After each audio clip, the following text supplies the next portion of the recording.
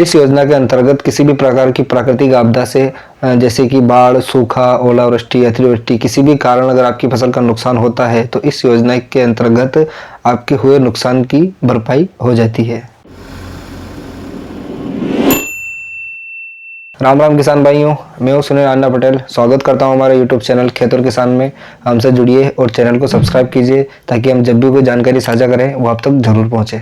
प्रधानमंत्री फसल बीमा योजना 2016 को प्रधानमंत्री नरेंद्र मोदी द्वारा किसानों के हित के लिए शुरू की गई थी। तो आप इस योजना का कैसे लाभ उठा सकते हैं, हम इसके बारे में बात करेंगे। इस योजना का उद्देश्य यह भी है कि किसानों की जो आय है उसे स्थिर रखा जाए। प्रधानमंत्री फसल बीमा का आवेदन करने के लिए आपको रबी की फसल के लिए 31 दिसंबर लास्ट तारीख रहती है और जो खरीफ की फसल रहती है उसके लिए 31 जुलाई लास्ट तारीख रहती है। हम रबी के फसल के बीमे के बारे में बात करेंगे जिसकी आखिरी तारीख होती है 31 दिसंबर 2023।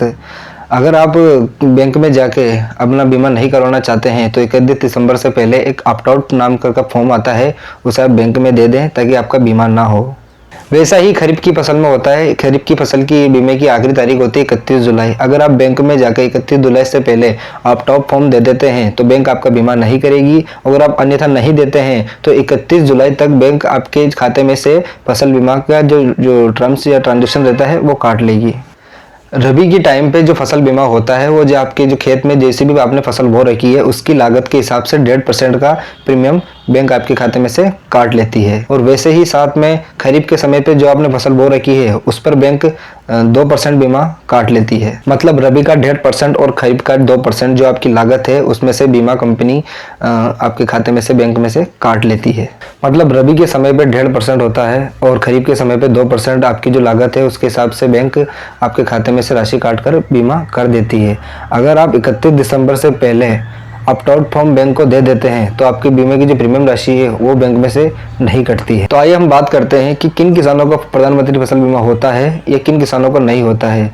जिन किसानों का केसीसी अकाउंट होता है उनका अगर वो बैंक में जाके ऑप्ट आउट फॉर्म नहीं देते हैं तो उनका प्रधानमंत्री फसल बीमा हो जाता है। और अगर किसी किसान भाई का केसीसी अकाउंट नहीं बना है और वो अपनी फसल का बीमा करवाना चाहता है तो आप किसी नज़दीकी किसान केंद्र जाकर या फिर किसी मित्र पर जाकर या फिर अपने मोबाइल से ऑनलाइन प्रधानमंत्री फसल बीमा योजना की ऑफिशियल वेबसाइट खोलकर भी अपना बीमा करवा सकते हैं। तो किसान भाइयों, आपका जो फसल बीमा रहता है उसका टाइम पीरियड आपकी फसल कटने के 14 दिन बाद तक का रहता है। इस समय अगर आपकी किसी प्राकृतिक आपदा की वजह से आपकी फसल को नुकसान होता है तो बीमा कंपनी को आपको क्लेम करना रहता है, या अगर आपका केसीसी अकाउंट है तो आपको बैंक में जाके इन्फॉर्मेशन देनी पड़ती है, तब जाके आपका बीमा क्लेम पास होता है।